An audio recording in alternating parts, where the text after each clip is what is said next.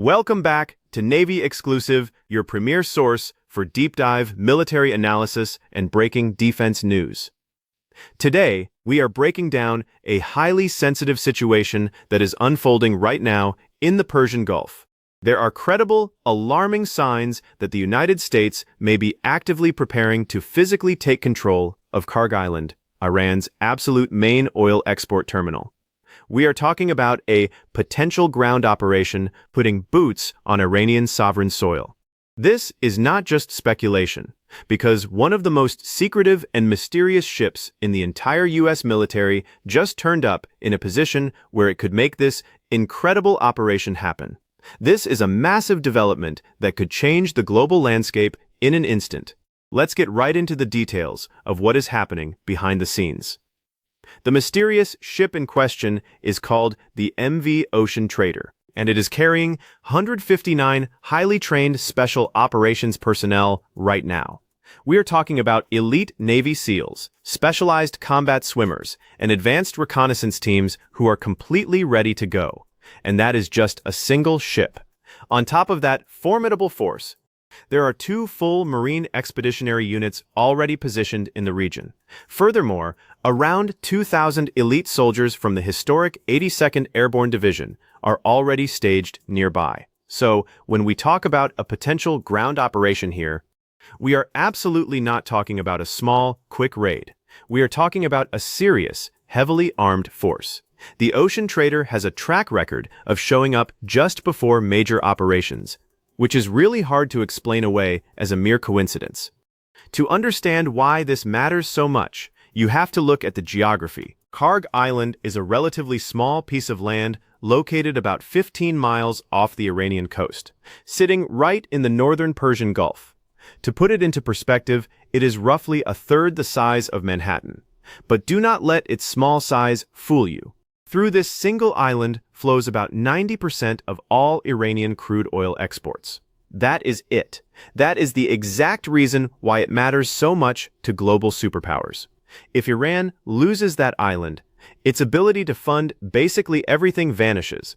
Its military, its government, and its entire economy would take a catastrophic hit almost immediately.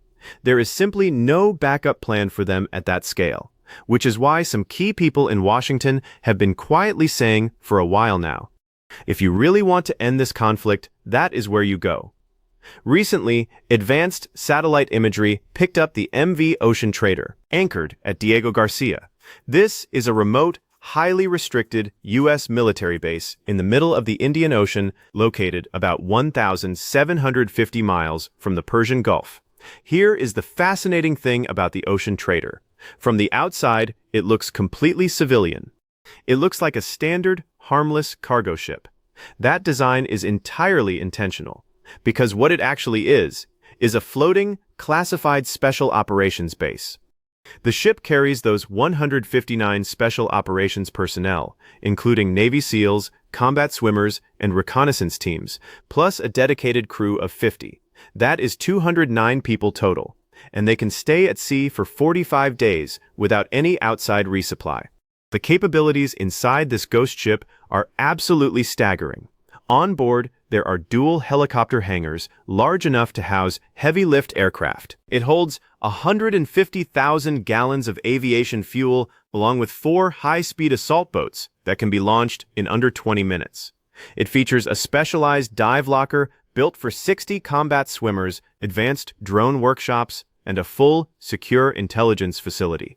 The ship has no visible hull numbers, no military markings, and it routinely turns off its tracking transponder.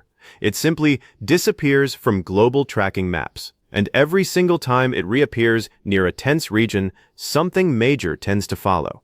Let us look at the history of this ghost ship to see the pattern. It was spotted near Oman back in 2018, then off the coast of Somalia in 2022. It appeared in Greece during the intense 2024 Middle East crisis, and then it popped up in the Caribbean in late 2025. That was right before the highly publicized operation that led to the capture of Nicolas Maduro.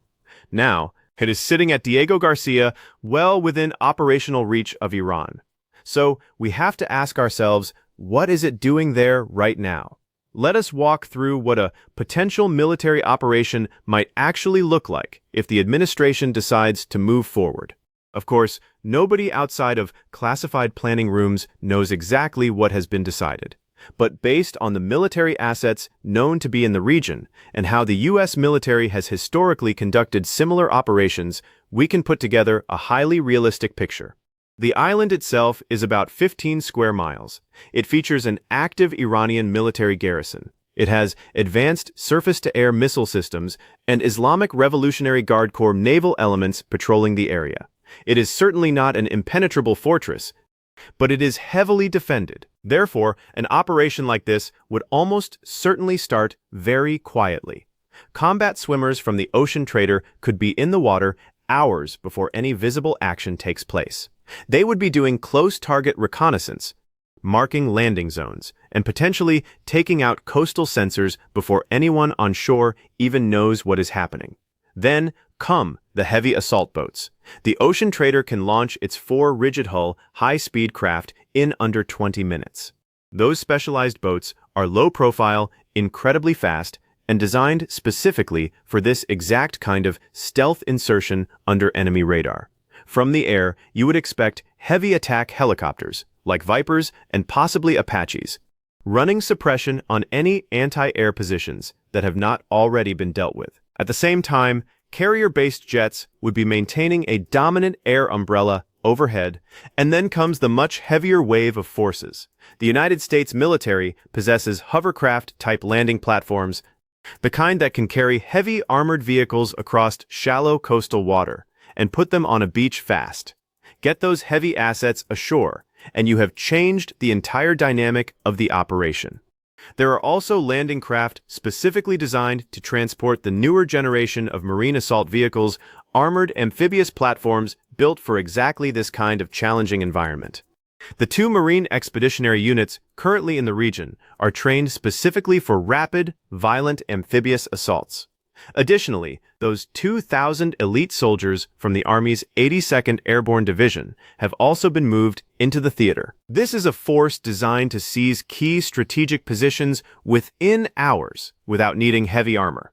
It is the perfect profile for a fast, limited-footprint operation on a relatively small island.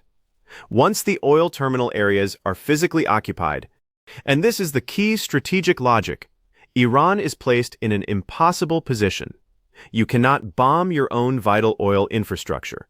You cannot launch missile strikes at a terminal that you are eventually going to need to rebuild your economy, which is exactly why some top military analysts argue that holding Kharg Island, even briefly, creates a kind of massive political leverage that no amount of standard airstrikes ever could. However, I need to spend a moment here, because I think some of the official confidence being projected dramatically undersells how dangerous